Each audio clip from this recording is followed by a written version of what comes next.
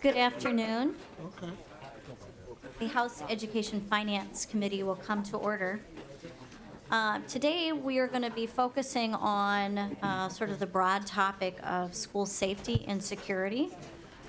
And, the committee is really going to be looking at a broad range of options that focus on one core premise, and that is giving schools the options that they need to meet the needs of their students.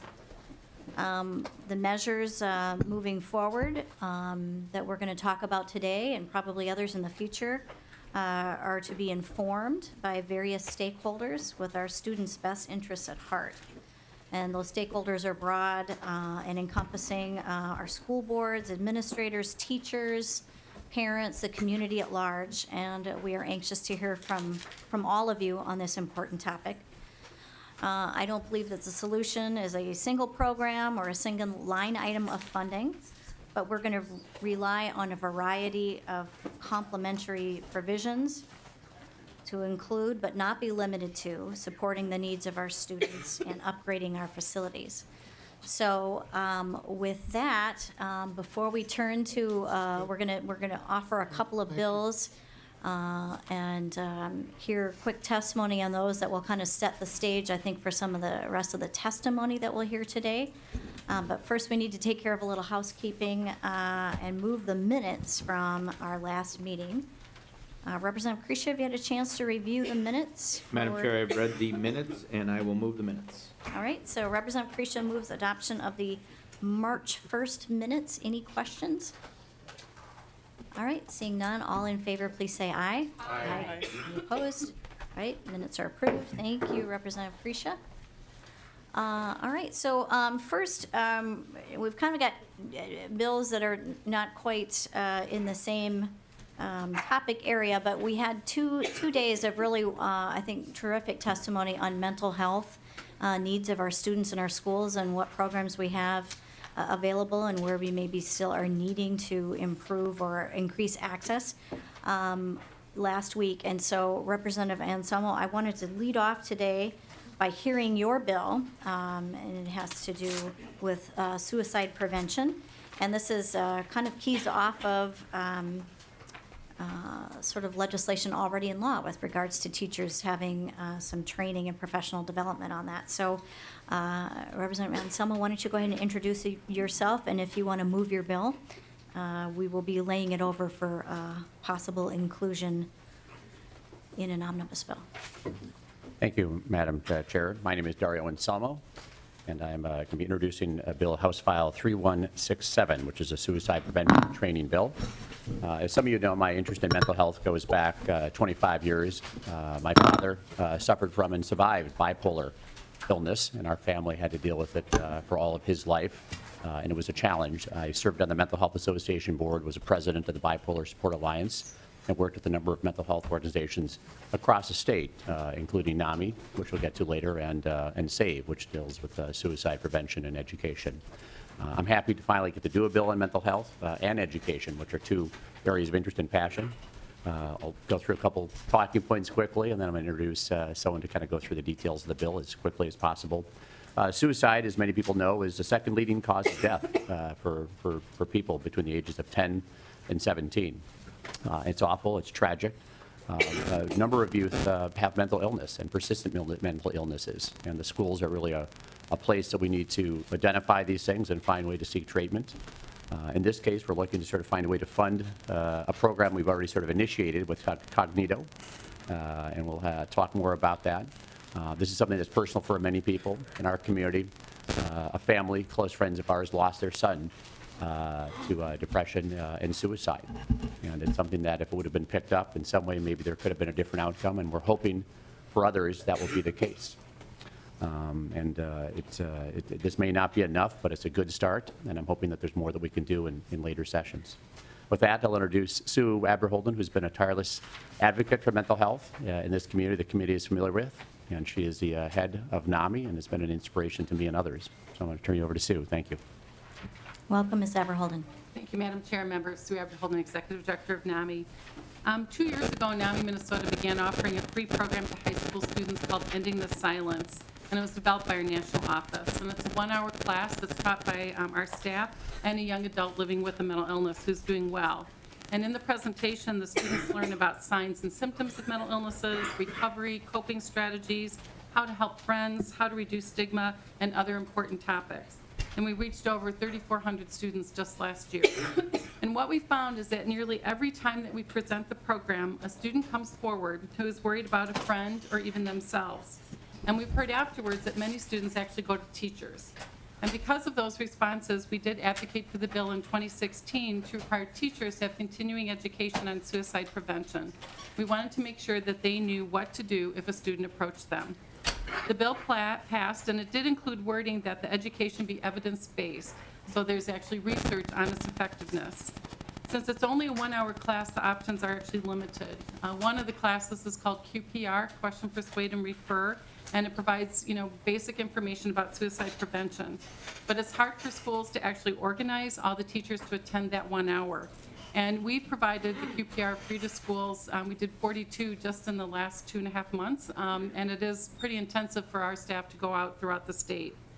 But thanks to the increase in funding to the suicide prevention program in 2015, the Minnesota Department of Health actually funded this program called Cognito. And you have a handout, both testimonials from people who've taken it and research about it. There are 3 versions, elementary, middle school, and high school. It's been used to train over thousands of educators and has been adopted for statewide use in over a dozen states, including Texas, California, and Ohio, and cities such as New York City and Fairfax, Virginia.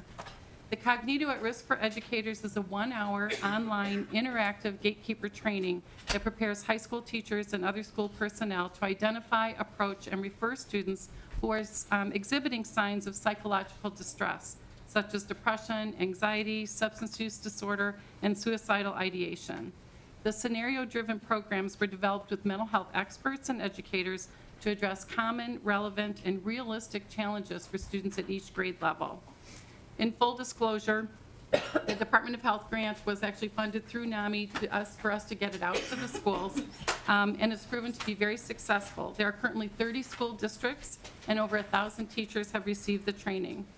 And what we found is that it really is effective because it has those scenarios. What we've also learned in talking to school districts is that some of them have actually gone online to find programs or just had a speaker come in and share their story about suicide.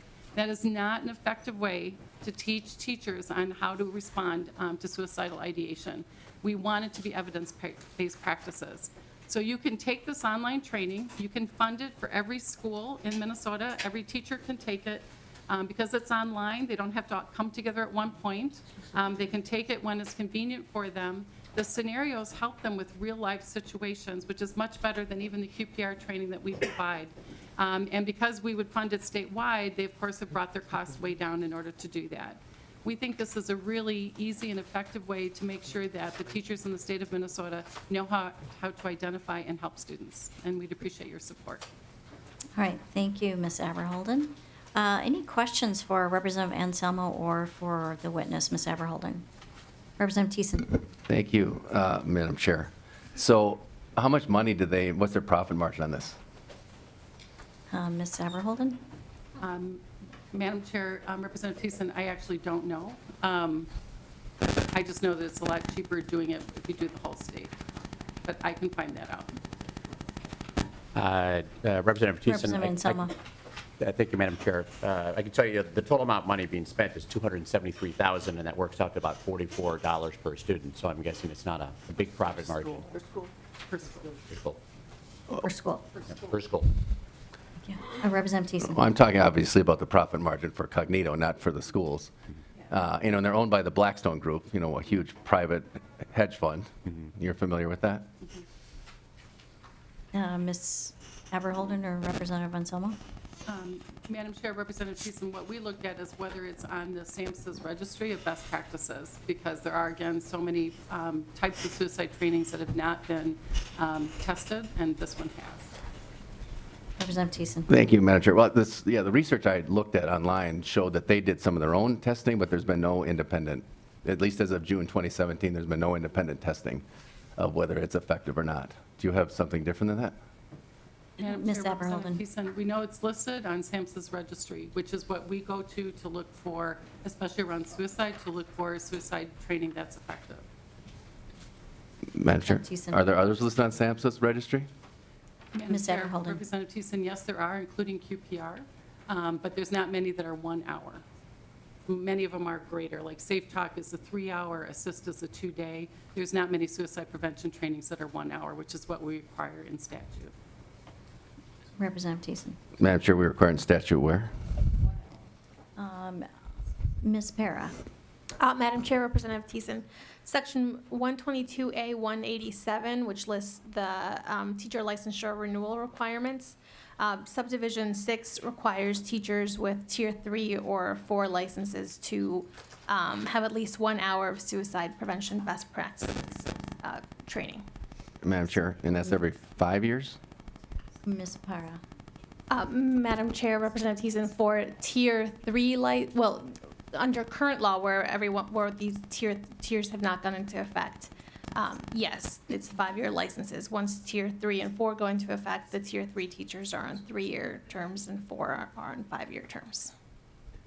Representative Thiessen. And this was and you weren't on the committee at that time, but Representative Seltzer, when she was here, this was legislation that she authored, that teachers to renew their license receive this training.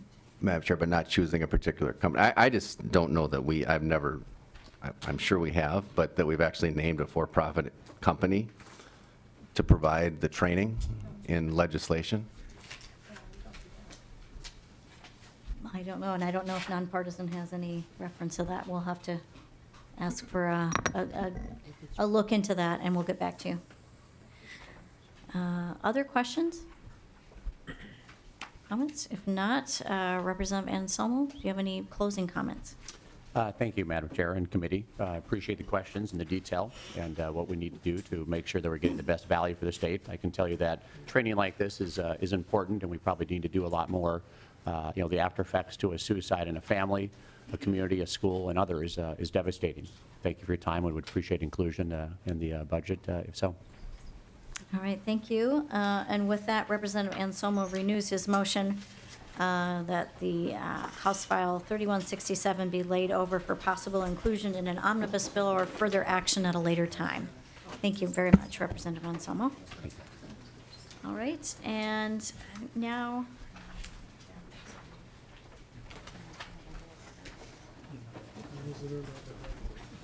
okay. All right, and so there is another bill. This is one that I am authoring, so I'm just going to go ahead and move it from here. And I would move that House File 3320 be laid over for possible inclusion in an omnibus bill or further action at another time.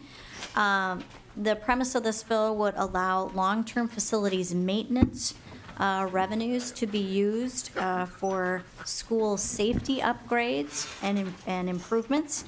And I'm going to allow nonpartisan staff to kind of go through. There is an information sheet in your packet that talks about this program.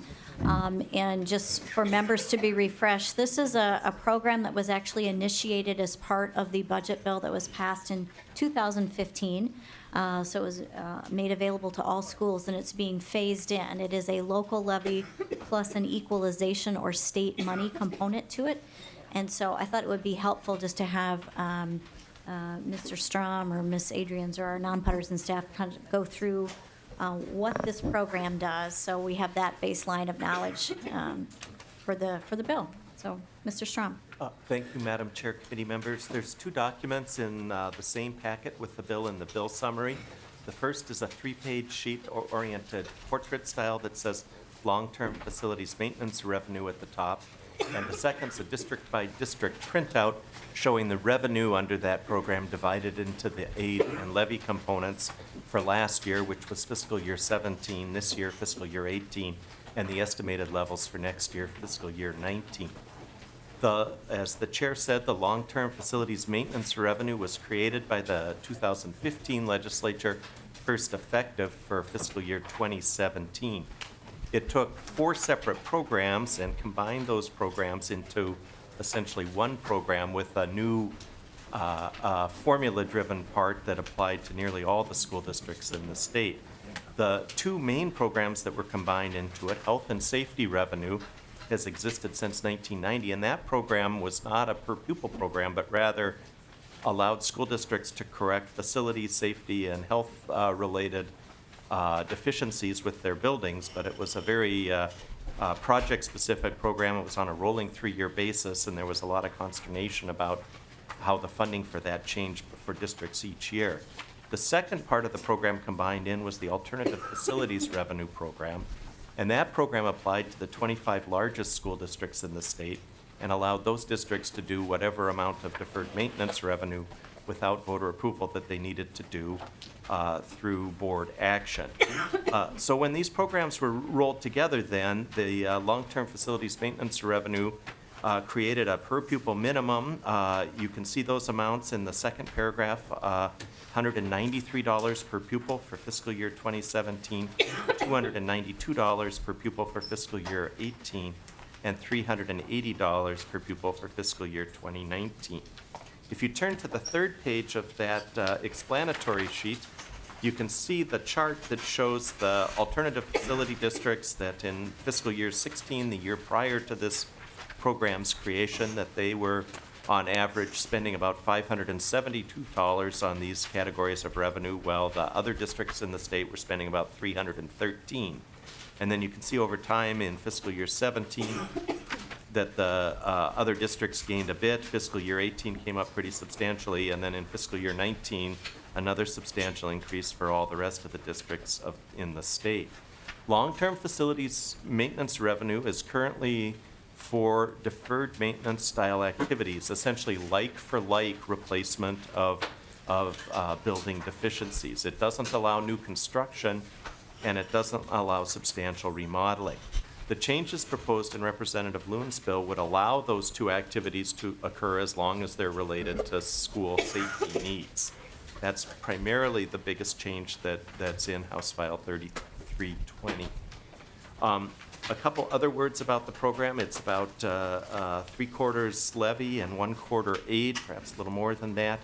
On the district-by-district printout, the amounts are shown on a per-pupil basis there. So if you look in fiscal year 18, there's 944,783 pupils.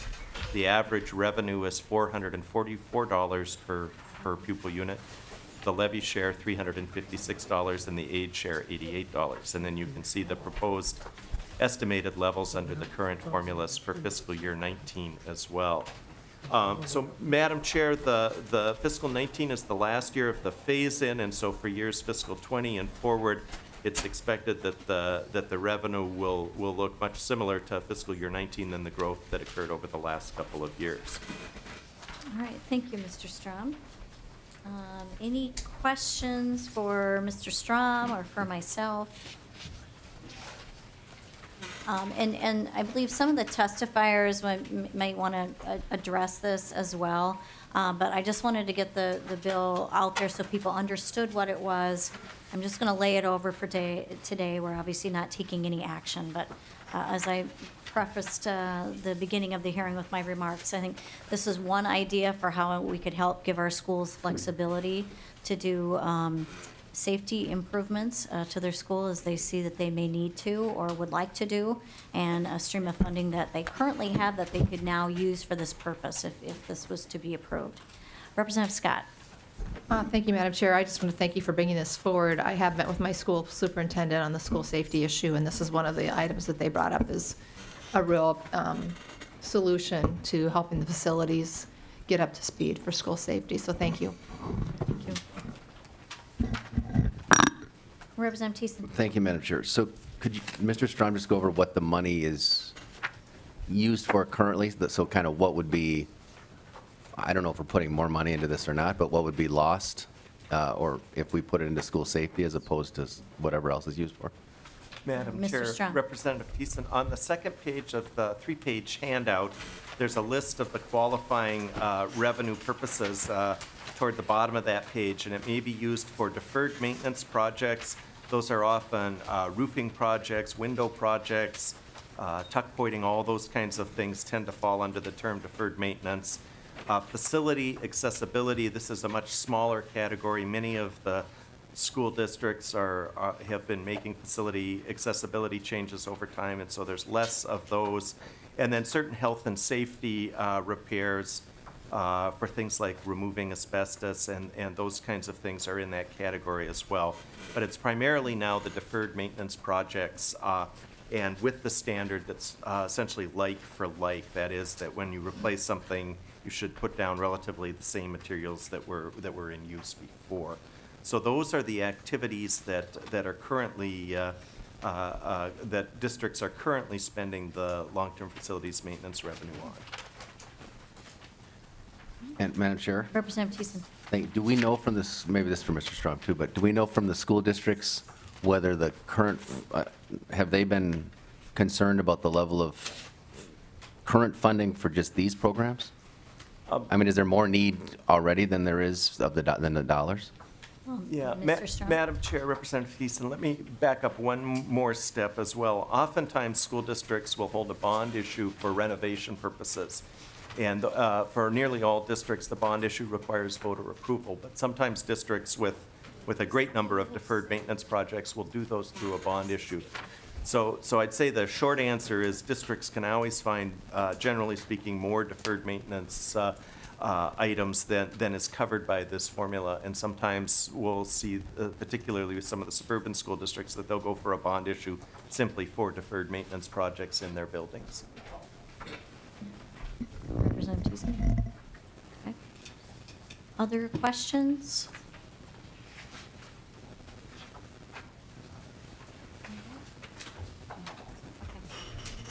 All right, and so I do have some people who want to testify specifically on the proposal. Brad Lundell, Patricia Magnuson, Dave Mordock, if you wanted to come down.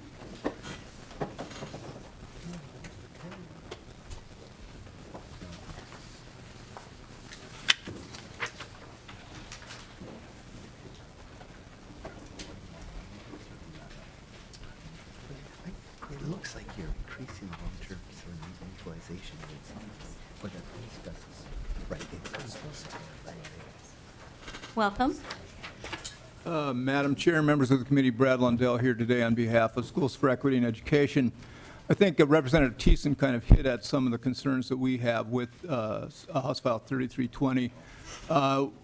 Back, turn the clock back to after the Newtown shooting back in 2012, and I think in 2013, there was also kind of a push for, and this was before the long-term facilities maintenance revenue was put in place, but one of the problems with that, I think they talked about taking the health and safety levy and including improvements for security in that levy. But again, what happened is that when we started talking about the resource question and what kind of resources would be displaced because of changes, that that kind of ran into a brick wall and really didn't go anywhere. I think the real question here for us is, and I think that you have different districts that are at different levels in the long-term facilities maintenance. Some are going to have a lot of revenue available, or not a lot of revenue, but more than other districts. And so I think that that kind of puts a blanket over the ability of some districts to be able to make the kinds of improvements that they may need to do.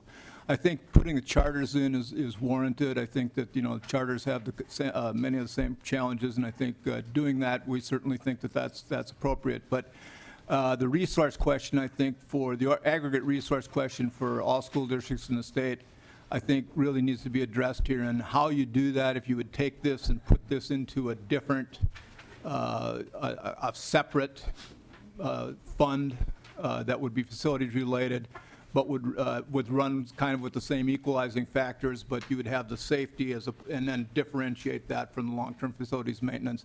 That may be something you want to look at. But clearly, this is something that is really an item that needs to be addressed, and we're certainly supportive of your efforts to bring this forward for discussion, and whatever we can do to, put in our 2.5 cents as we move forward, I'm certainly glad to do.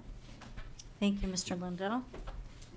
Ms. Magnuson. Good afternoon, Madam Chair and committee members. My name is Patricia Magnuson. I'm the Executive Director of Finance and Operations for Osseo Area Schools, and I'm here with Dave Mordock. He's our Coordinator of Risk Management, and it's a fairly new role in Osseo, and it's important because Dave is a former police officer and security manager before coming to Osseo Area Schools. He's a certified protection professional with ASIS International, and he's a member of the Association of Threat Assessment Professionals. So we're very fortunate to have him on our staff. So he's most knowledgeable about the safety and security aspects of our schools. Osseo Area Schools is the 5th largest school district in the state of Minnesota. We serve nearly 21,000 students, and we represent 8 communities. It's over 8 communities in the state of Minnesota. Our buildings, we have 32 buildings that range from the early 1950s to about 2002. And this has been important in Osseo Area Schools for a long time. It's actually been on our legislative platform for several years, converting long-term facility maintenance for use for safety and security, because one of the key characteristics of an effective school is a healthy work and learning environment. I want to have Dave talk to you a little bit about the urgency that we're especially feeling now since the Parkland shooting and how our community has interacted with us, and also describe how we've already thought through the facility improvements that we need to make in our schools. Thank you. Welcome. And if you please introduce yourself for the record. Yes, Dave Mordock. I'm the Coordinator of Risk Management for Osseo Area Schools. So, Madam Chair, committee members, thank you for letting me speak with you today. In the wake of the Parkland, Florida tragedy, I have taken numerous phone calls from concerned parents of what we are doing to keep their kids safe every day. The overwhelming theme from these conversations is we need to do more to keep kids safe, and we need to do it now. Parents and guardians entrust us with the safety of over 20,000 students a day in Osseo Area Schools. And it's important that we do everything possible to ensure that they have a safe place to learn and for our employees to work. In Osseo Area Schools, we are proactive and have a plan that includes over $16 million worth of security improvements. The challenge we face is that with our current pace of our security investments within existing funding mechanisms, will take us 27 years to have that come into realization, not including our regular updates, which will be needed over that time frame. We know that what we need to do to improve the safety and security in our schools. We also know that in order to pay for these essential works, we need to have a more flexible funding mechanism. Because those safety and security investments are not. Yep. Schools are normally considered soft targets, and we don't have the sophisticated security systems that you would see more, what you would see in the private sector. Target hardening includes access control systems, so card access systems, security alarms, security cameras, laminated safety glass, vestibules that confine people to be buzzed into the school. And our plan to do some target hardening in Osseo Area Schools would cost $16 million. These dollars would allow us to add secure entryways at 3 of our high schools, but also allow us to add physical security technology to assist staff in monitoring and controlling visitor access to main offices, and to detect when doors are propped or left open. We also want to look at the way we improve our communication within our building, so moving from an analog radio system to a digital radio system, and also interfacing with new fire alarm systems that would allow us to use voice evacuation and messaging in times of an emergency. So I want to talk a little bit about why we need a new funding source for safety and security. Currently, we have operating capital funding, which is available to us, and that is, so safety and security could be funded out of operating capital, but it competes with the needs for curriculum additions, for technology, for general maintenance and repair of our buildings. So it's competing for that same limited funding source. So for example, in our planning for fiscal year 19, for next year, we have about $5 million of operating capital funds available to us in Osseo Area Schools. 51% of that helps us replace curriculum, textbooks and other curricular items for our classrooms. Another 24% of that replaces equipment at the sites, desks and chairs and other equipment at our school sites. Another 13% covers district-wide technology needs like our firewall system, our system backups, and that leaves about 12% of our funding for safety and security. So for next year, of our $16 million plan, we were able to dedicate about $600,000 to safety and security. Half of that is just to begin upgrading our security cameras. So it just competes for dollars with other things. So what happens, I heard you refer to earlier, sometimes school districts can go to a bond issue for things like deferred maintenance and even for safety and security. In Osceola area schools, we estimate that it will cost us $150,000 to run a special election. And when we're doing that, it strains the time of community volunteers, of staff members, and it detracts us from other things that we should be doing for the students in our schools. And we cannot even advocate for a yes vote at our local community level. There's local controlled funding mechanisms in place, but like LTFM, their uses are limited by current law, and safety and security doesn't have a place in dedicated funding. So there are funds, and they are at the discretion of the elected school boards, operating capital being the main one in place, and that is dedicated toward curriculum. The Safe Schools Levy, $36 per pupil unit, for Osceola area schools generates $800,000. The majority of that funds our investment in our school resource officers at our school sites. One of the problems with the Safe Schools Levy, because it runs through the general fund, we do not have bonding authority.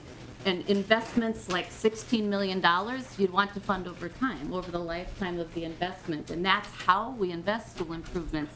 And there's no bonding authority under the Safe Schools Levy. Lease levy is another option. It cannot be used for non-instructional use. So it's often used to put additions onto schools. So it's limited as well. Long-term facility maintenance makes a lot of sense. There's bonding authority in place. It's at the discretion of the local school board, who understands not only the needs for deferred maintenance, but they're listening to parents and listening to us as staff, where the gaps are. And our board has long supported the idea through our own local platform to expand the use. Of course, the board might have to make some choices, and we can help prioritize the choices between deferred maintenance and long-term facility maintenance. We are a fortunate district who is one of the 25 that used to qualify for alternative facilities funding. I would advocate that the per pupil amount of revenue be expanded so other districts can invest in the way we might be able to if this were expanded. Treat it more, or maybe treat it more like health and safety, so that districts can go through a process of approval through the Department of Education. Either way, this is a critical change for us. And as I said, we have long known that this was a gap in our funding. The recent events has made this more apparent, and I'm very thankful to you for introducing this bill, and hope that you will consider it. And we'd be happy to take any questions at this time if you have any. All right, thank you very much, Ms. Magnuson and Mr. Mordock. Any questions for these witnesses? Representative Thiessen. Thank you, Madam Chair. So first, a question maybe to Mr. Strom. So I'm just looking at your spreadsheet here, and it looks like Osseo Schools is going to get total revenue of $498,000 out of the levy in 2018. 446 from property taxes and 52 from state aid. Am I reading that correctly? Madam Chair, Representative Thiessen, these are shown as amounts per pupil, so we could fit them on the page. So if you multiply the $498 of revenue by the 22,000 pupils. So what's the number then? That is 11.2 million, if that full amount of the 498 times the 22,000. Okay, thank you. And so, Representative Thiessen. so about a tenth of that is from aid, and 1/10 and 9/10 is from property taxes that they can levy? Madam Chair, Mr. Representative Thiessen, yes, it's an equalized aid and levy, and the equalizing factor is set just a little above the state average tax base per pupil. Okay, thank you. Madam Chair. Representative Thiessen. Okay, thank you. And do you use your full amount of, have you levied the full amount? Madam Chair, Ms. Magnuson. Thiessen, yes, we have levied our full amount, and in addition, we have long-term facility maintenance revenue through the debt service fund. That's our pay-as-you-go levy, and we also match it with a debt service that really helps us to expand. We have about $200 million of deferred maintenance projects over the next 10 years. So that's how we have been funding those, through a combination of pay-as-you-go levy and then a bond issue through the debt service fund. Representative Thiessen. Madam Chair, okay, so you have $200 million in deferred maintenance, you said? Over the next 10 years, So about $20 million a year? right, yeah. Okay. And you get 11.2 million per year from the long-term facilities aid. So how much so you're doing another 9 million from other bonding? Ms. Magnuson. Yes, Representative Loon, we do so we do a combination of debt service through a bond issue and local property tax, so a local pay-as-you-go levy. And yes, actually, we have front-end loaded these projects, so we're doing about $30 million of projects last summer and in the next 3 summers, and we hope that once we catch up, $20 million a year is about the investment we will need to make to keep up with the deferred maintenance in our 31 buildings. Representative Thiessen. Thank you, Madam Chair. So I'm just trying to, so how are you going to fit the 16 million in then? Ms. Magnuson. Madam Chair, Representative Thiessen, we would have to reprioritize. Or we would have a conversation with our school board and our community about whether we wanted to expand the amount of funding we would place toward safety and security on top of our deferred maintenance. Again, we are a fortunate district that is not limited by the $380 per pupil. We'd have to have a conversation among staff and our board about reprioritizing. And we can't have the conversation right now because we are not allowed to use long-term facility maintenance funding for safety and security. This will allow us to have that conversation and prioritize those items together. Representative Thiessen. Thank you, Madam Chair. But you could have, they could have passed a bond referendum when they did a previous referendum. I mean, you had said that this has been a conversation that's been ongoing for several years. So have you had that conversation with the board before about reprioritizing when you went out for a bond issue previously? Ms. Magnuson. Chair, Representative Thiessen, I have been in the district for about 4 years. We have not been out for a bond election in that time. Again, it costs $150,000 to run a special election, so it's not a small undertaking. And as I said, we cannot advocate for yes votes on that. I personally think about it as an item that we understand and know is necessary, similar to deferred maintenance, and our locally elected school board members are in the best position to make decisions about that. And we do hold truth and taxation hearings annually where we can discuss those items with our communities.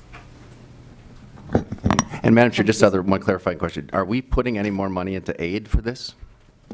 Representative Thiessen, not at this time, because those are questions, I think, to be answered down the road once we have more information about supplemental spending and that. So again, it's the intention of the chair to lay this bill over for now until we have more answers to some of those questions.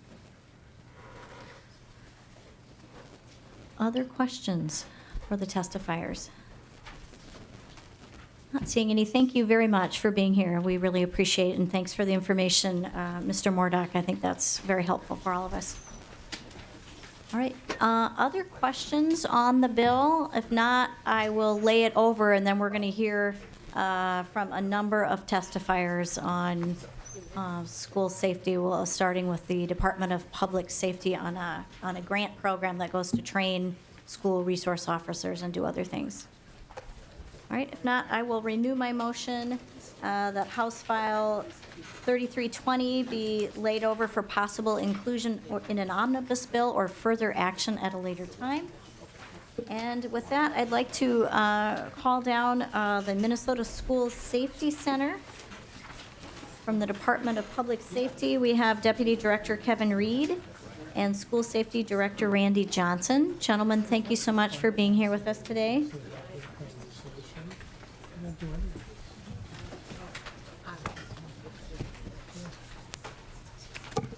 And in whichever order you'd like to testify, gentlemen, if you please just introduce yourself for the record. And you are going to tell us about a grant that is funded through the Department of Public Safety, but is used to help our schools with school safety. So welcome today. Madam Chair and members, thank you. For the record, my name is Joe Kelly. I'm the Director of the Division of Homeland Security and Emergency Management with the Minnesota Department of Public Safety. Thank you, Mr. Kelly. Sorry about that. Nope, that's okay. My deputy's right behind me, ready to make any and all corrections to my testimonies. Madam Chair and members, thank you for the opportunity to brief the committee on the Minnesota School Safety Center. The terrible school shooting in Parkland, Florida has once again placed the safety of our children while they're at school top of mind. The Minnesota School Safety Center was reestablished by the legislature in 2013. Going back to 2007, it was originally a federal grant-funded program and was known then as the Safe Learners Program.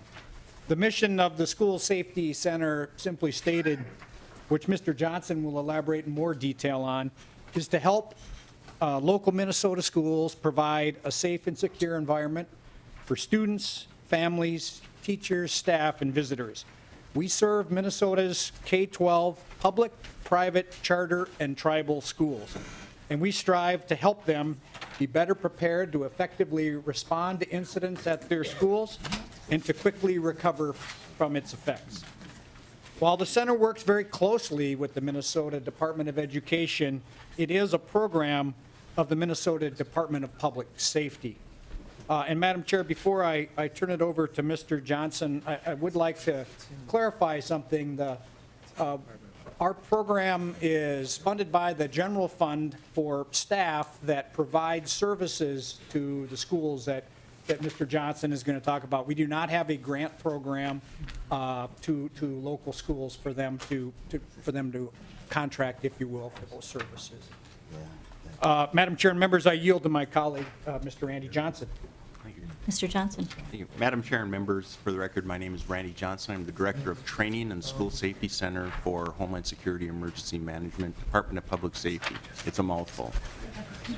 I wish to thank you for the opportunity to give you just a thumbnail look at what the Minnesota School Safety Center is and what we do for all of our schools throughout the state of Minnesota. Again, as Director Kelly said, it is for K through 12 schools, public, private, charter, and tribal. And our mission is to really provide training and resources for schools, all of the schools, to address that full spectrum of emergency responses, all hazards planning. And right now, with the tragedy that occurred down in Florida, we're very much focused on violent acts or violent intruders within the schools. But the School Safety Center provides training and resources to schools on the full spectrum of emergency operations planning, whether it is a human-caused event or whether it's a natural disaster. So we do identify all threats and hazards that could impact the school. And what we do is we link resources between the school and those public safety partners and community partners to provide the strongest, safe, and healthy learning environment schools can have. Minnesota School Safety Center is staffed with 3 full-time people. We're not a very large group, but we're a mighty group as far as the activities that we perform. I'm the director. We have one person who is a staff member is the School Resource Officer Coordinator, and the second person is the Safe School Assessment Coordinator. We used to have a position, Emergency Planning Coordinator, which is now vacant. Our funding mechanism, budget-wise, didn't allow us to maintain that third position. But over recent years, we've been cross-training all of our members so we can adequately cover all the responsibilities in all of these areas that we provide services to for our public safety partners in schools. And what we found ourselves being is very much less subject matter experts, but we're subject matter learners, where we go throughout the state of Minnesota and share best practices that are employed throughout Minnesota and throughout the country for school safety. We have many key partners that we do operate with, and again, the School Safety Center is not a responding organization. We don't turn lights and siren and head across country. We are a resource provider and a connector between schools and their key partners. Regional educational cooperatives have been a very strong partner of ours for pushing out training and education pieces to school boards, administrators, and even line staff. We also connect directly with public safety agencies, which are the local, county, state, and tribal agencies, work with professional associations, such as the Minnesota School Board Association and principal associations. We've even linked up with higher education, principal and superintendent licensing programs to make sure that as persons are going for licensure as superintendents or principals, they are aligned already with the different things that we need to be thinking about in all hazards training.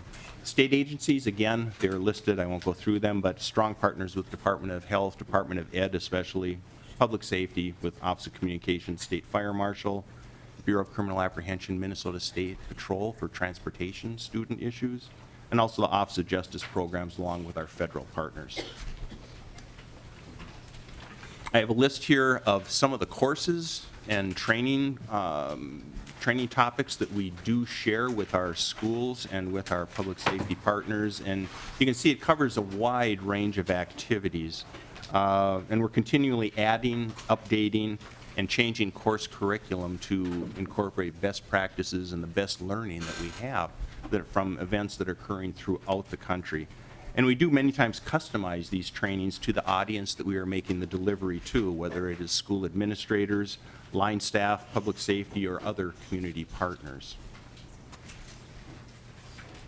It's a little bit difficult to see on this slide, and I apologize for that, but I wanted to give you a representation of how our delivery is throughout the entire state of Minnesota. We are not a metro-centric group of trainers. We spend an awful lot of time in greater Minnesota. We have to be present and walk with the schools and their public safety partners. We actually have to have our feet within the buildings and spend a lot of time listening to what their needs are and what their own self-identified gaps in safety and security needs are. Annually, we train about 1,300 individuals, about 6,500 contact hours annually, and we touch about 200 schools per year. When you look at the rendering here on that state map, the darkened areas are school districts that we have made a contact with either through direct training or making a site visit. That's not counting all of the phone calls that we receive or requests for additional resources that we provide many other schools throughout the state. So I would be fairly safe to say that we do contact pretty much all the schools and school districts throughout the state on an annual basis. And what we've learned over the 4 years that I've been involved with the School Safety Center is that each and every school is unique. Each school district is unique, especially when we're looking across the range of the larger school districts versus charter schools versus some of the private schools and even the tribal schools. So we really have to spend time and understand what are their concerns? What does the brick and mortar facility look like? Because it's going to be very different even within a single district as far as how you're going to best serve and have that safe and healthy learning environment. And also we've learned very, very deeply that the different resources that are available vary significantly depending upon where you are in the state. That's especially as far as partner resources and public safety. One of the key things that we've been very positive about is that we are a non-regulatory group, which makes quite a difference when we're working with schools where we're not going to be looking for ways to issue citations or fix-it tickets. We're there to listen to them and to actually hear what is going on within their schools, and building that strong relationship and that statewide presence is an actual requirement. On-site delivery is crucial to our success. I've highlighted just a few of the trainings that we were asked to speak to this committee on school resource officer training. We perform about 70 or 75 school resource officers trained per year, and that is both in our basic schools and our advanced strategies courses. And we do help them coordinate their active shooter, violent intruder training, of course, responding to bomb threats, and threat assessment. De-escalation strategies are on high on the list of needs for the schools as they requested to us. But we also helped these school resource officers make the shift from street to school, because it's a significant shift in the way that they are doing their daily work. We liaison to law enforcement officers and school resource officers throughout the state and engage in emergency response exercises. 2014, MDA did a survey of school resource officers, and at that time, there was estimated 315 or so school resource officers throughout the state, either in a full-time or a part-time status. And that those officers came from 158 of approximately 448 recognized law enforcement agencies in the state. So roughly about 38% of law enforcement agencies actually have school resource officers deployed into their local schools. School threat assessments has been a very, very hot topic among the schools and their public safety partners over the past couple of years, actually. And we help provide threat assessment training to team members, both school personnel, community members that are going to be coming in support of the schools, behavioral health specialists, and also the public safety partners. We review after-action reports for events and incidents that occur in Minnesota and throughout the state to provide additional best practices to the schools as they develop their own plans. We also look at long and short-term support for the victims and the part that a lot of us don't think about too much, supporting the reintegration strategies for returning students once they've been involved in an incident like this. Safe school facility assessments is another, very high item as far as requests from our schools and public safety partners. We do about 80 of these per year throughout the state. And it's not necessarily a technical facility assessment where we're making particular and direct recommendations for certain types of technologies within the school, but it's more of an overall look where we're identifying some of the areas that schools have concerns. We usually ask the question of them, what keeps you up at night? And they pretty much identify by themselves what are the areas that they are concerned about. We use CPTED principles, crime prevention through environmental design, and we share solutions that other schools have come up with that could be applied in other school districts throughout the state. Emergency operations planning, again, this is all hazards planning. We work with schools as they develop exercises and drills, both tabletop exercises to full-scale exercises, and we assist them with the development of those exercises. The final thing I would talk to today that I was asked is the school crisis response teams at 119A.035. This is actually under the oversight of the Department of Education. We did provide the School Safety Technical Assistance Center some resources and identified some model programs that were already up and running throughout the country, and then especially one that is operating in southwestern Minnesota, the Southwest West Central Crisis Response Team, and it's really a good model that we looked at and identified and has been very successful in that area. So we provide cooperative services and support the Department of Education as they are moving forward on these school crisis response teams. So Madam Chair and members, I really thank you again for the opportunity to present kind of a snapshot of the work of the Minnesota School Safety Center within the Department of Public Safety, and I'm open to any questions that you may have. Thank you, Mr. Johnson and Mr. Kelly. Representative Scott, I saw your hand go up. Yes, thank you, Madam Chair, and thank you for being here today. I see that you have a $405,000 ongoing appropriation. Is that annual or is that for biennium? Mr. Johnson. Madam Chair and members, that's the annual. Well, thank you. I was like, that's not going to go very far for 2 years. Thank you. Representative Dabney. Thank you, Madam Chair, and thank you, gentlemen. I'd like to focus on the school resource officer training. As you know, it's a very controversial topic. And I've got some series of questions that we probably won't get to all of them, to the mercy of the committee. You indicate that 158, how do I think about this? What percentage of school resource officers in the state are trained as school resource officers?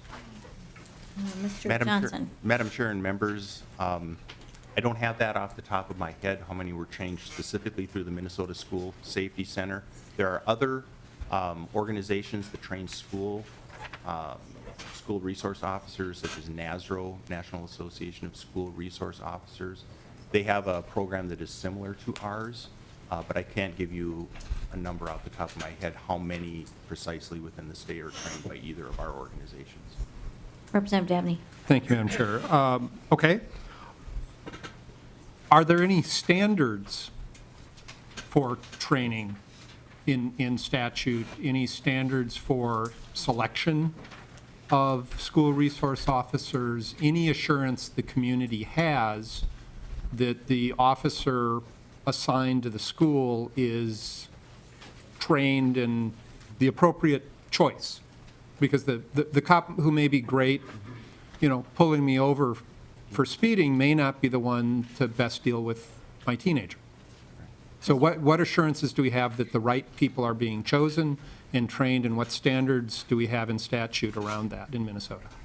Chair and Mr. members, Johnson. Chair and members, I do not believe that there's anything statutorily in place that has any requirements on particular things that the school resource officer must have before going to the school. What I do know is in talking with chief law enforcement officers throughout the state, they recognize the criticality of the selection of the person to be going into the schools, because this is a representative of everything that they have as far as public trust. And they are very, very particular in who they do select to be placed into the schools. Representative Dabney. One last question, Madam Chair, thank you. What training do you provide the administrators in the schools that have SROs placed there? And I think of coffee I had with a school staff person recently in an elementary school that had an SRO, and she drew out two instances. One where a younger elementary student, in her words, quote unquote, stole a piece of candy off of off of a teacher's desk. The school brought in the school resource officer and dealt with it as a criminal issue with the police officer, which was terrifying for the child, traumatic, and certainly if there's a goal of building positive relationships between students and law enforcement, didn't make the grade on that one. On the other hand, when there was a non-custodial parent with an order against them demanding to get access to their child, she was very pleased to have a police officer in the building to stand that person down. I see a chunk of it as the officer, having to deal with the officer and that discipline issue. I also see part of it as the administrator inappropriately using law enforcement. So what training do you provide administrators to assure that they're using the officer within the scope of their professional training and not outside that scope? Mr. Johnson? Madam Chair and members, one of the things that we do is we invite administrators to attend portions of the training for the actual school resource officers. And that's especially important if it's a new administrator or a new resource officer program that is being established. One of the things that we are very, very clear with when we're doing the training of school resource officers is there's a difference between what their role is as far as investigating criminal activity and school discipline. So it is very, very clear that school resource officers in our training are not school disciplinarians and not to be used in that mode or in that operation within their schools. A lot of that has to be the communication between administrators and also at the higher level when contracts are being made between public safety agencies and the schools, so they can clearly delineate what are the responsibilities of the school resource officer in the school setting and what is not. So those are the conversations that need to really, really happen, and we do explore that with our training when we go out throughout the state talking to school administrators. All right. Thank you. Thank you, Madam Chair. All right. Representative Mariani. Thank you, Madam Chair. And thank you for your testimony today, Mr. Johnson, for the work that you do as well. I'm learning a lot here. I have a couple of questions, but one just to piggyback on Representative Dabney very quickly. You mentioned on the SRO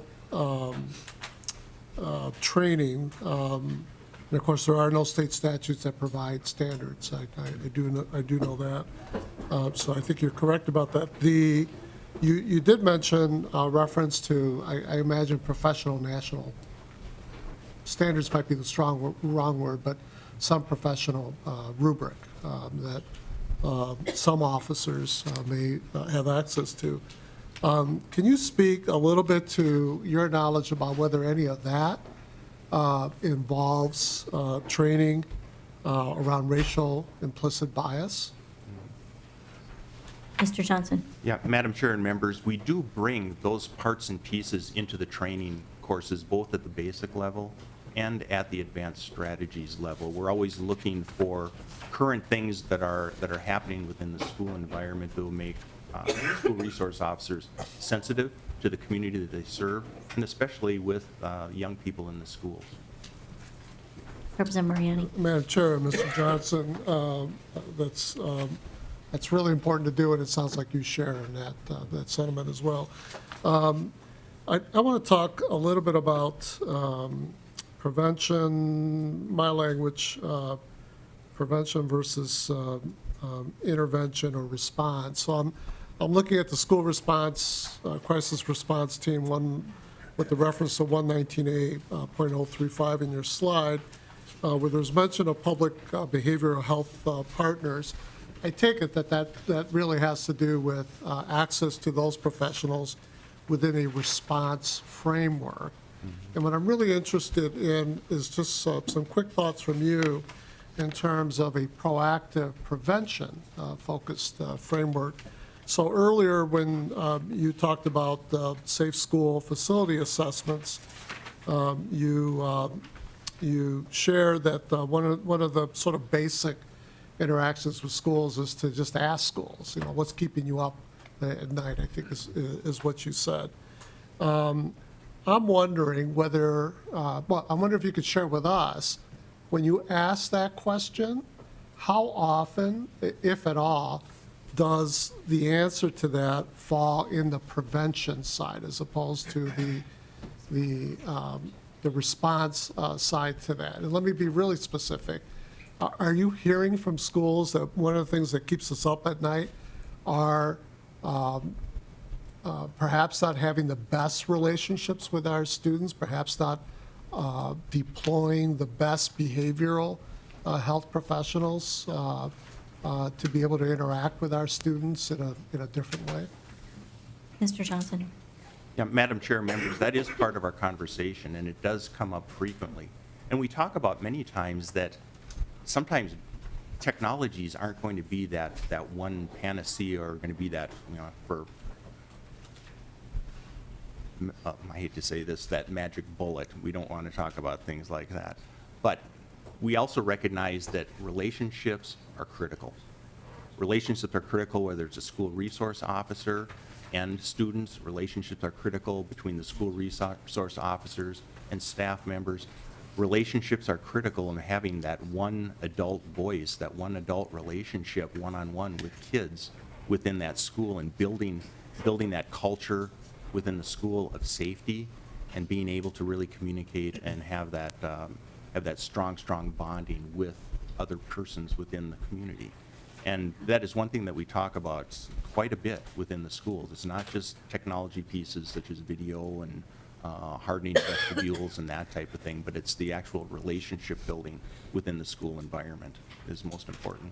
And then, Representative Mariani. Madam Chair, Mr. Johnson, I'll put you on the spot a little bit here. I would concur with that, I'll call it well-rounded, conversation.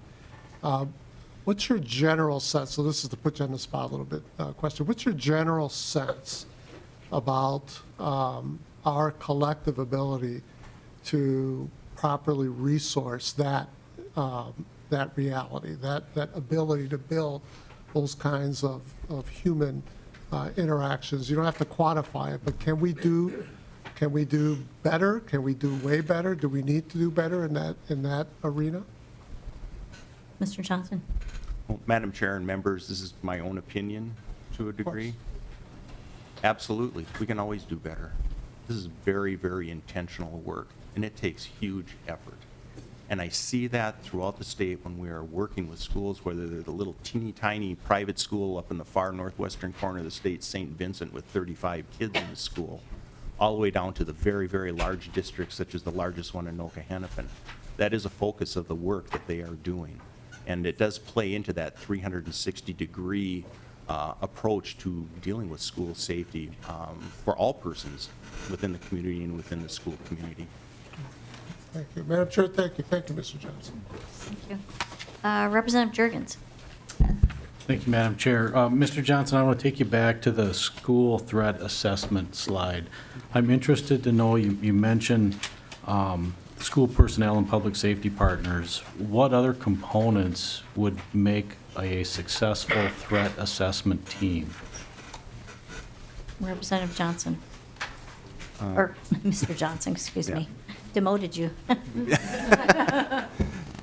Madam Chair and members, I think we have to be thinking outside of the box when we're talking about all of the people that need to be able to help us have a full view of what is going on in this one individual's life when you identify something that could potentially be a threat. And a lot of times it's actually being able to talk to all the players that may have a piece in this person's life. It can be parents, it can be someone from a faith community that they are with.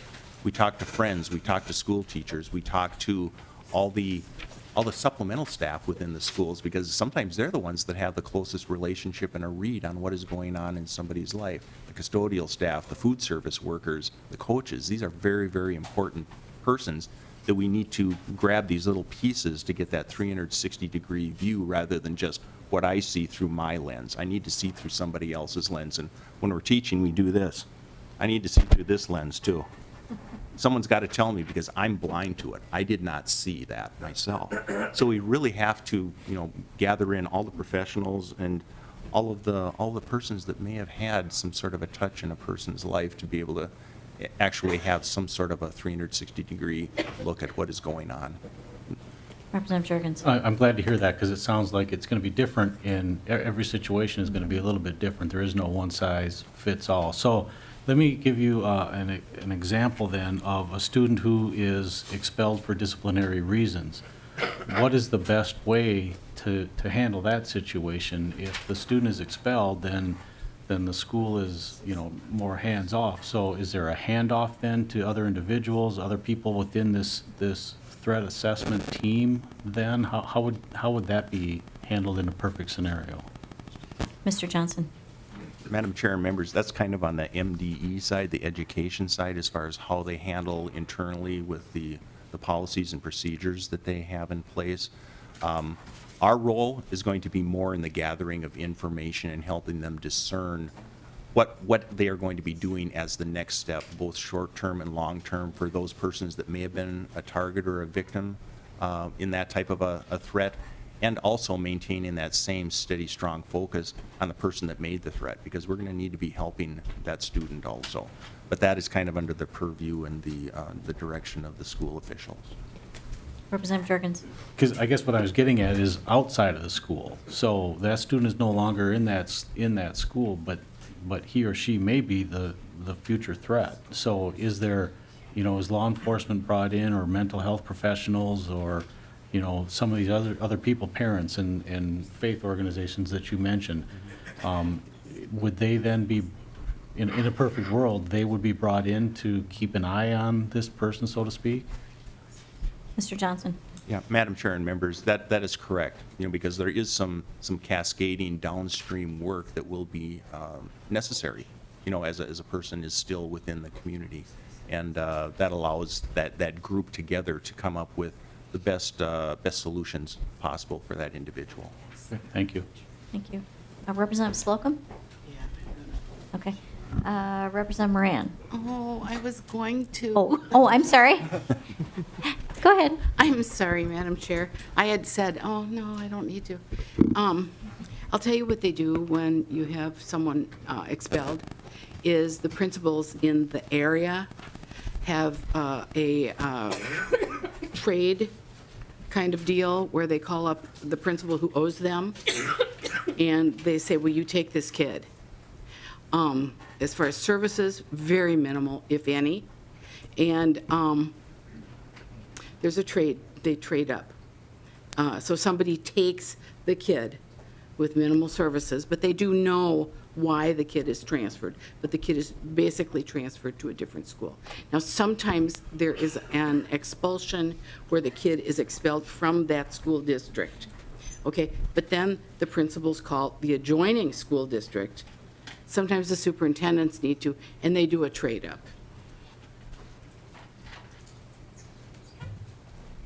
And that's reality. I've been there.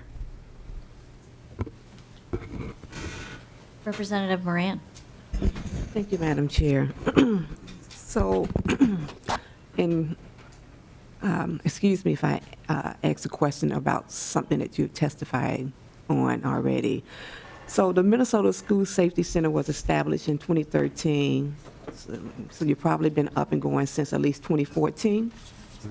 And so I noticed that you stated you've trained over 1,300 individuals and been in at least 200 schools.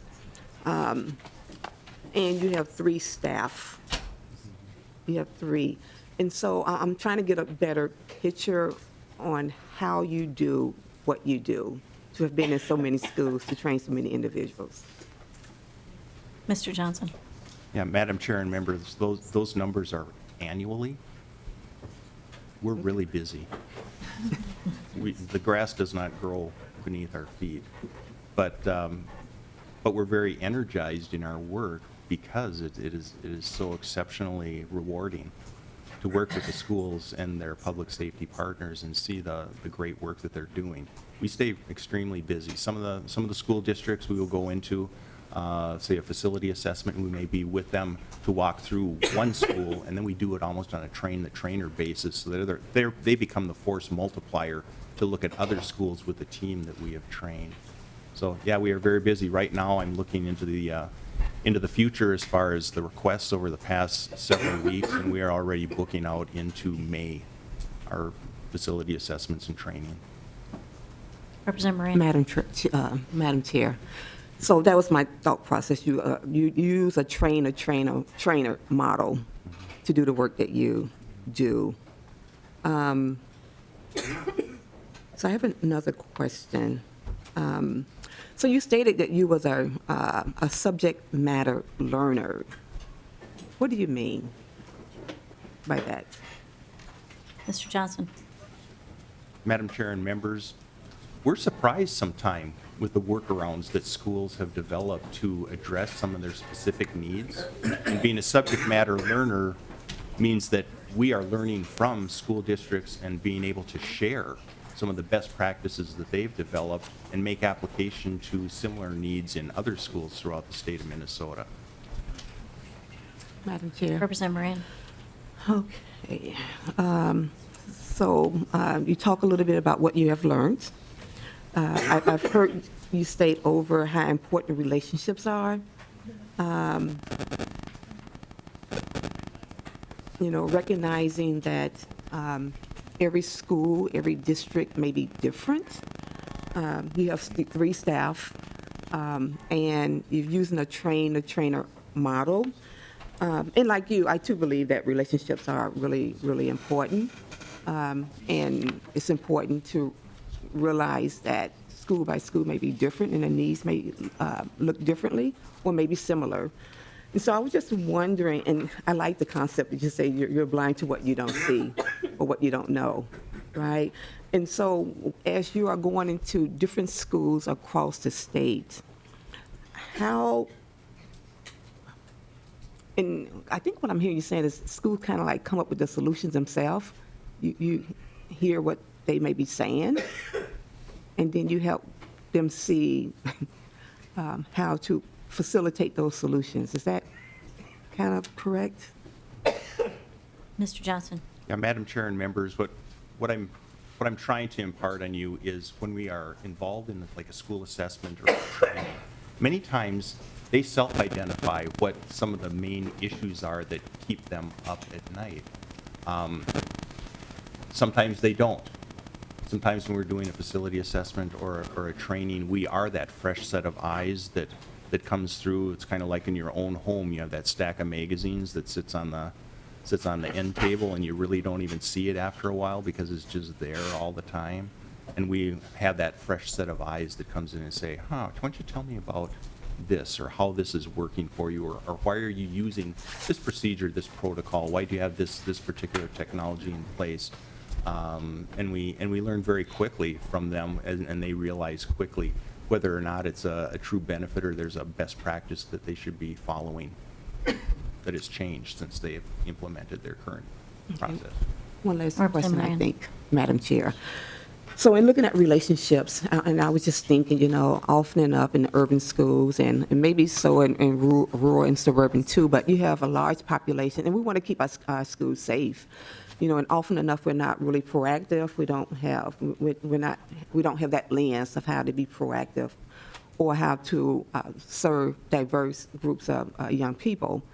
And so as you have gone across the state and worked in over 200 schools, I guess one, how diverse in ethnicity are those solutions to work, not to always see a threat, but maybe to see the trauma or to see the ACEs or the adverse childhood experiences, that different, you know, the homelessness or whatever is going on, you know, is there trainings or opportunities to bring that type of conversations into the process so that, you know, as we work to keep schools safe, we are keeping kids in the school, in the class?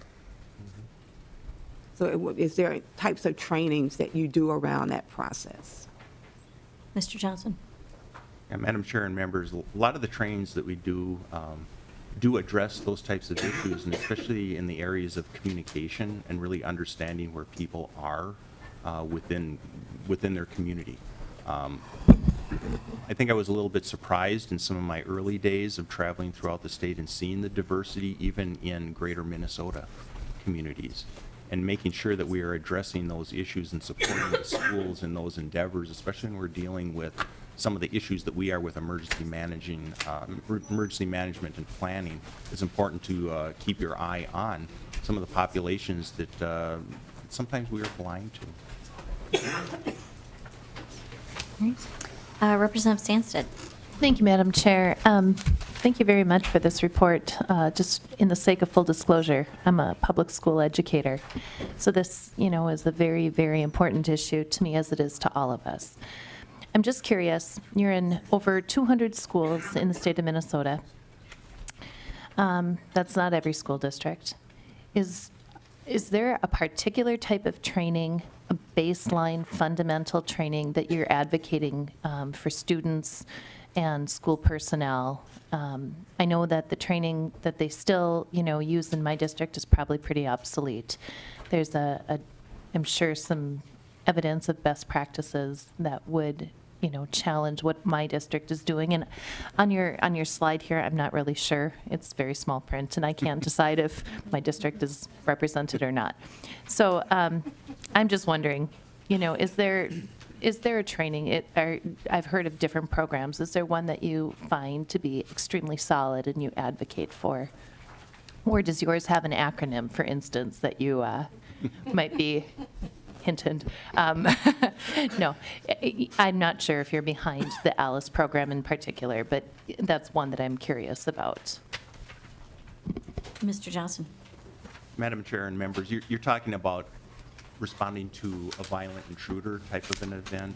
Really, the training, Madam Chair, I'm sorry. Really, the training that we receive isn't just in the case of a shooting. It's for any kind of an incident where there's perceived threat to our students or our personnel within a school setting. And as an educator, we're trained how to respond to different situations in certain ways.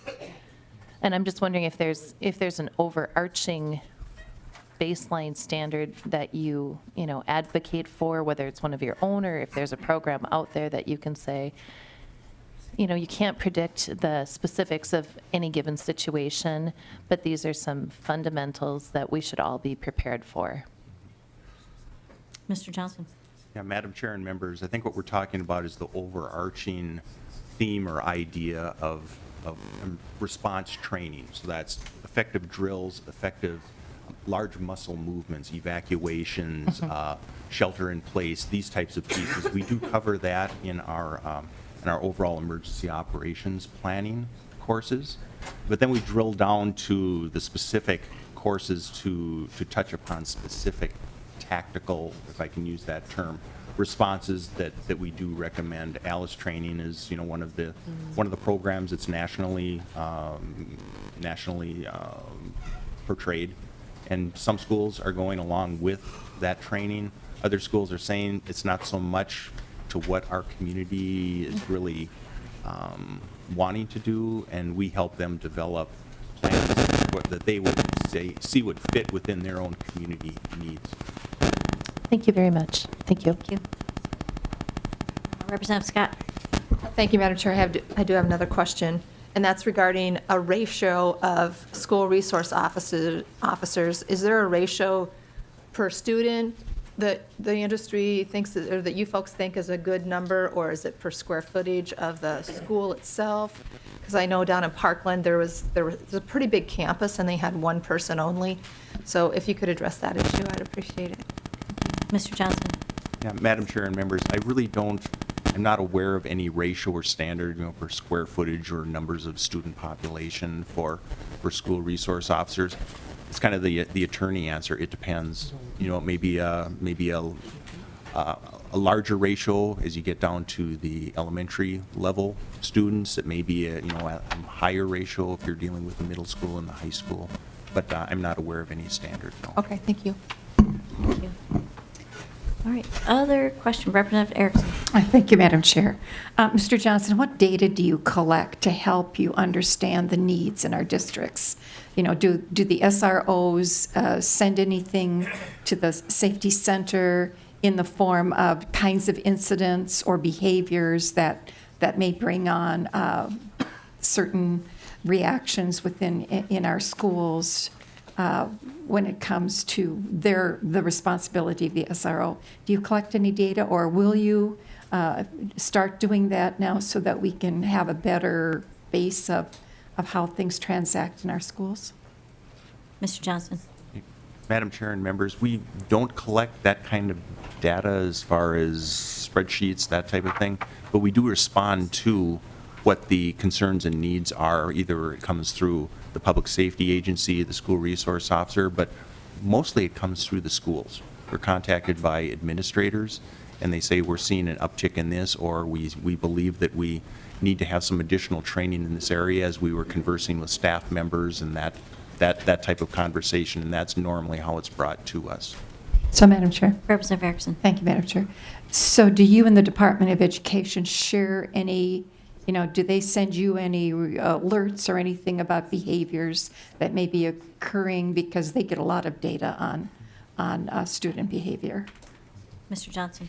Yeah, Madam Chair and members, we do have contact with the Department of Ed, especially through the Technical Center, who is kind of our complementary group that works with the bullying and those types of incidents and events within the schools. So we do communicate regularly when someone approaches them with a need which they believe we have the expertise to assist them with. Thank you, Madam Chair. Thank you. Representative Moran. Thank you, Madam Chair. So the Minnesota Safety Center is really, to me, it's like a high-level tactical type of training, of real physical harm type of threats, and maybe less around maybe behavior modifications, or looking at how to regulate, behavior that could be foreseen as a threat or a personal threat, or a shooting or a bombing or anything like that. Have there ever been any requests from any of the 200 schools or lessons learned around maybe looking at the mental health part of this, or behavior modification pieces, that schools thought that more training in that piece would be helpful when looking at the safety of schools? Mr. Johnson. Yeah, Madam Chair and members, those types of specific needs are addressed through the Department of Education, through our complementary group, the School Safety Technical Center. So they are the ones that work mainly in those areas, so we would defer those types of specialized requests to them. Thank you. Thank you. All right, not seeing any other questions for these two witnesses. I want to thank you both, Mr. Kelly and Mr. Johnson, for being here with us. Thank you very much for your presentation. I think we all learned a lot, and appreciate it. So if we have any other questions, we'll be sure to forward them to you. And would it be all right if we do that and you could submit answers in writing to the committee? All right, thank you. Thank you, Madam All right, so I'm going to call down our first, I'm just calling them school safety panels. And I will note, obviously, we're going to run right up into our time at 2:45. I suspected this may be the case, so we did reserve room 5, this room, at 5 o'clock to come back. I just want to make sure that we allow, and I had some calls from teachers, I want to make sure that we allow people who wanted to testify today to testify. And so we're going to come back if we need to do that and hear from whoever wants to talk. Representative Dabney. Madam Chair, I want to hear from who wants to talk Okay. as well. I'm concerned there may be some folks who aren't able to come back at 5. Are you going to screen for, are you going to take volunteers, set up a lottery, draw straws? How are we going to do this? Well, I guess we can ask about folks who may not be able to come back. It's, I mean, should we do that? All right, so, and I can tell you who, I have only on the list people who called and told us they wanted to testify. If there are others, I just don't have your name on the list because I was not informed. Obviously, you're welcome to testify. We just put names on the list. So I have Grace Kelleher, Scott Krunquist, Fred Nolan, Gary Amoroso. And then the next panel, I had a representative from Educators for Excellence. I don't have a name. Kate Schmidt and Don Sinner, both representatives from Education Minnesota. And Tom Baker. And are there others who wanted to testify? And is there someone who cannot come back at 5 o'clock who we need to get in right now? All right, going once, going twice. All right, so. We're right there. Well, we'll miss you, Representative Murphy, if you can't come back. Everyone has been recorded with their attendance for this meeting, so if you can't come back after the recess, we understand. So, all right, so I think we're just going to move ahead then. It looks like everybody can make it, so. Oh. I was going to say, it's not even a chair. I'm sorry. Yeah, go ahead and pull a chair over, Mr. Amoroso.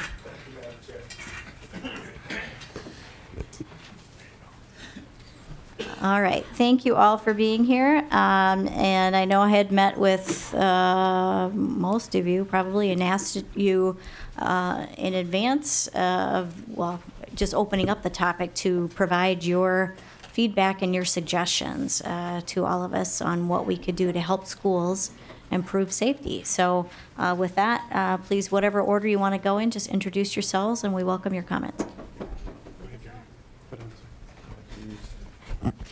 Thank you, Madam Chair. Gary Amoroso, Executive Director, Minnesota Association of School Administrators. I want to thank the Chair and Committee for an opportunity to share a couple of thoughts on this very, very important topic. I just want to start off by sharing that I know that all of the administrators and educators in the state, their number one priority is providing a safe environment for our students and staff. We didn't need the tragedy in Parkland to make that clear, but since that tragedy in Parkland, this conversation has once again come to the forefront and is one that is on everybody's mind. But I know that our educators care deeply about their children and want nothing more than to provide that safe environment for them. With that in mind, I know there had been some conversations about what type of resources we could put together. And Madam Chair, your House File 3320, looking at the long-term facilities maintenance revenue, is one that we had mentioned to you, and we're very pleased and thankful that that is part of the conversation. Part of the conversation we had was around the school safe levy and how those resources are used. And I'd like to just share, we did a little bit of a dipstick with some of our members in greater Minnesota as well as the Metro, just to give you a sense of how those dollars are currently being used. And by this no means means that every school district is doing this. But in terms of how those dollars are being used, quite a few districts do use them towards liaison officers. I know we just had a conversation about liaison officers. I'd like to share that our perspective, and I think the perspective of the superintendents in the state, is that liaison officers are there as a resource, are there in a collaborative fashion, and are not there to do discipline. Resource officers are not disciplinarians. That is not their role. They are there to assist and work with school personnel. But I know a lot of our districts do use this Safe School Levy for those purposes. We're also looking at how do we upgrade our facilities in terms of security cameras, for our facilities, replacing doors to create more secure doors, the camera systems, just different things that we think we need to do from a physical perspective on our buildings to try and create a more safe environment. That's one aspect. I think another spoke that you have to talk about then is how do we help identify our students that need assistance, and when our students are identified as needing assistance, how do we provide that assistance? And I know there's been a lot of conversation in the legislature and in our schools about mental health of students, and that's a conversation that I'm hoping that we can continue to have as we move forward this year in creating some type of a recess pool or resource pool for mental health, different activities, and have it be one that is not just viewed as the school district being responsible for providing those mental health services, but is there a collaborative opportunity between community and school district to work to provide those resources? And that would include funding not only from a school district perspective, but also funding from a community perspective. How do we bring those sources together to provide protocols, to provide assistance, to provide support, to provide treatment for students? Because it cannot just be the responsibility of the school districts to deal with the mental health of our students. With that, Madam Chair, I could go on, but I know we have other colleagues and others in the audience, so I would stand for questions. Thank you, ma'am. Thank you, Mr. Amoroso. Thank you, Madam Chair and members. My name is Scott Kronquist with the Association of Metropolitan School Districts, and I'll try to move it along because I have a feeling we're going to hit on a lot of the same topics, and I'll try not to do that. But as Mr. Amoroso mentioned, there are really two key avenues to look at, facilities and people. And we think you've covered two excellent proposals today that would hit each of those. The chair's proposal to expand the allowable uses of long-term facilities maintenance revenue is right on the mark. It's actually something that has been an idea for a while. The 2014 working group on school facilities financing recommended that. And so thank you very much for bringing that forward. It allows flexibility for school districts and communities to address the needs that they have. Likewise, expanding the Safe Schools levy, increasing the Safe Schools levy would be a huge help, and I know Representative Anselmo has introduced legislation on that, which we are very appreciative of. And that, again, is the nice thing about that, local control and flexibility. Districts can use it on SROs, but it's also, you can use it on counselors, social workers, psychologists. You can use it on security enhancements as well, but it's not a substantial enough source of revenue for really hitting those needs, and so they would be much more appropriate through the expansion of the long-term facilities revenue. So I'll stop there. Thank you, Madam Chair and members. Thank you, Mr. Kronquist. Ms. Kelleher. Thank you, Madam Chairman and members. My name is Grace Kelleher, and I represent the Minnesota School Boards Association. We represent all locally elected school board members from around the state, and we appreciate this opportunity to share our concerns about school safety. And we believe as an association there's a shift that has really happened in the state just with this last shooting, where people and board members finally say enough is enough. We are coming here and we presented you with a lot of ideas because we sort of opened it up to our membership and said, where would you need help? And I wish I could tell you that the details of the programs, these only came from large districts and these only came from small districts. It's not like that. It really varies district to district. So the idea about having flexibility and the idea about expanding allowable uses is extremely beneficial around the state. We wanted you to consider the Safe Schools levy. As I said, my folks are feeling pressure, and we want our kids to be safe. And I've got a little kid coming to start kindergarten, and I'd like to make sure she's safe going forward. So we think the long-term facility maintenance has the best equalization to make that tax effort the same around the state. We'd like you to look at the lease levy, operating capital, a lot of these which you'd have to go up in range for what we need. We think mental health funding is critical, along with staff support and staff training. And we'd like you to take a look at school drills and see if things like always running outside of the building for a fire drill is the wisest course. So just a whole myriad of things, but we appreciate this to be the start. And as I said, we feel this is a critical need this year.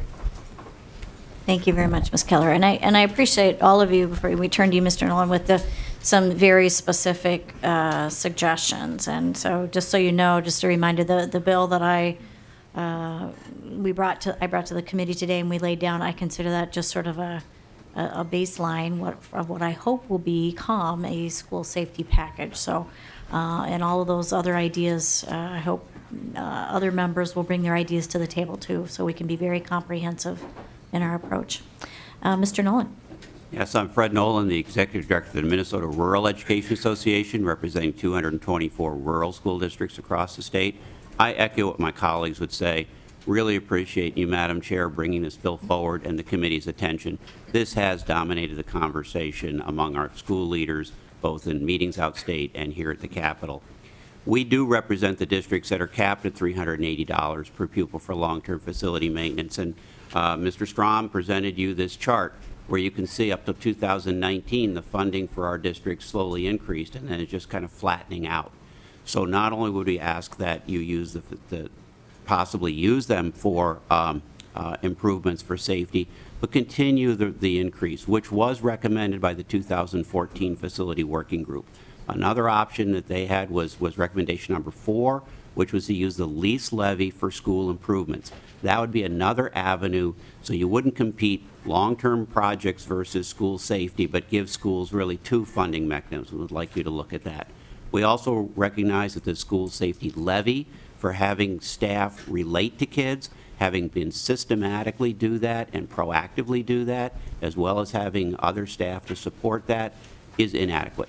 So that's a local levy. You're giving a tool to local communities to provide the safety for their kids. And we really appreciate the school safety group here. I've had great comments from my colleagues about working with them, how they come out and do walk through. We really appreciate their work and want to coordinate our school responses with local law enforcement. Thank you. Well, thank you. Representative Sandsted. Thank you, Madam Chair, and to the testifiers. You know, when we're sitting and talking about school safety, we all understand that this is a very, very complex issue. And we can look at it in a lens of being proactive, and we can look at it in a lens of how do we respond when something happens. My question for all of you, one of you, whoever would like to respond. I don't think there's going to, my personal opinion, there's not going to be a one-size-fits-all solution to the situation that we're addressing. We have kicked around the conversation of a full-service community school for at least a couple of sessions now. And my question to you is, do you see that as being one avenue of maybe getting at some of the situation by addressing the needs of the schools, the students, and your community as a whole, and then having some wraparound services, especially in the areas of mental health? Anybody want to volunteer for that one? Mr. Cronquist. Madam Chair, Member Scott Cronquist. Short answer, yes. I mean, I think we've had member districts that have taken advantage of that and applied, and I think there is more interest. So continuing to expand on that grant pilot project type program, I think, is another option to put on the table. All right. Representative Thiessen. Thanks, Madam Chair. And just, we can get the information back to us, but just 2 questions. One, you said how much percentage do you spend on SROs versus spending it on counseling in your districts? What's the percentage of the Safe School Levy that's used to pay for? No idea. And if you don't have, you can get back to me later, or us later, if that's okay, Madam Chair. Absolutely. Would any of you want to venture a comment on that? Madam now? Chair Mr. Nolan. and Representative Thiessen, we're looking at each other. We wouldn't know that. I think maybe MDE might through UFARS, but probably not. They might. They probably wouldn't. We could survey our members, but it would take a while, honestly. It's a good question. Can't answer it. And the second, Madam Chair, is how much do your school districts, how much are they able to draw down on Medicaid to pay for some of these mental health services as opposed to, and I'd like at some point the department to actually get back to me on that, because they're supposed to have a contract with under federal law with the Department of Human Services to take care of that, and I haven't been able to get information back on that. So if the department could get back to me on that too. But do you have any idea how your schools are accessing Medicaid dollars to help pay for some of these services? Madam Chair, Mr. Representative Owen. Thiessen, there are federal reports on that. We had one on our website about the dollars that our schools are using for Medicaid. It's very important. I don't know a percentage of spending on mental health, but you can find the raw dollars for Medicaid reimbursement for third-party services of all kinds. And again, we don't have to spend that much time now, but we can get that, Madam Chair. Yes, thank you. And I see Ms. Gilbert has come down. She may have a comment on that. And please identify yourself for the Madam record. Chair and members of the committee, I'm Mary Gilbert from the St. Paul Public Schools. All schools are accessing Medicaid dollars for doing evaluations for social work services. However, there are very few districts that are actually drawing down the federal dollars to provide the actual therapy services. And that's because we have the child's therapeutic system here, and you have to become, not only do you have to follow all the rules for the IEP due process and paperwork, you have to do the second system in place to draw down the dollars. And we have been working with the Department of Human Services to see if there's some other opportunities for schools with appropriately licensed social workers to access the dollars through the outpatient mental health reimbursement system. And in fact, we're having another meeting on Friday to discuss that. Thank you. Thank you. All right, Representative Murphy. Thank you, Madam Chair. Mr. Nolan, would you tell me again what you were saying about the $380 cap per kid? Did you want that raised? Or did you want the cap removed? Or do you have a set amount of money? Or I didn't quite understand what your point was. Mr. Nolan. Good Madam- question. The chair had refrained from asking how much, but I'm happy Representative Murphy has asked. Madam Chair, Representative Mercy. The working group actually recommended to go up to $470, which would close the gap. But that could just simply continue as Mr. Strom has indicated here, because the idea was to close this gap. And you can see it did close, this is your handout, did close significantly, but has stopped. So yes, we would like to see that increase, but also dust off recommendation number 4 from that working group. They had a really solid set of recommendations that has been implemented piecemeally. Even though it's 4 years old, I'd go back and look at that because it talked about using the lease levy and equalizing that and having that as a pot of money for improvements. So you didn't compete maintenance versus improvement, which is going to, as Osseo said, yes, they can reprioritize, but that's going to be a struggle inside of the district. So do something, please. Obviously, what the chair is recommending is a start. We ask you to come back and look at that in future meetings here yet this session. Thank you for that clarification. Representative Dabney. Thank you, Madam Chair. Panel on school safety. None of you mentioned arming teachers. Mr. Amoroso. There's a question in there. Madam Chair, Representative Dabney, our association does not support the arming of teachers. Mr. Cronquist. Madam Chair, members, that is not on our legislative platform either. Ms. Kelleher. Madam Chairman and Representative Murphy, we have a 28-page platform, and I can tell you no place on any one of those pages does it say arming teachers. Mr. Nolan. Madam Chair, Representative Dabney, unfortunately, we've experienced this in rural Minnesota with Red Lake and Ricori. I had the opportunity after Newtown, when this issue came up, to ask both superintendents, would you consider arming teachers? And they emphatically both said no. It would not have helped in the situation, would have created unsafe situations inside their school. So those are two folks who you could, Scott Staska is still Superintendent Ricori, you could bring him forward if you wanted. We don't have a position on it. I don't believe we would endorse anything like that. Thank you. Thank you, Madam Chair. Thank you. Other questions quickly? Otherwise, we are going to recess and we'll be back in this room at 5 o'clock or call of the chair. All right, so the Education Finance Committee will stand in recess until 5 o'clock or call of the chair in room 5. But I agree.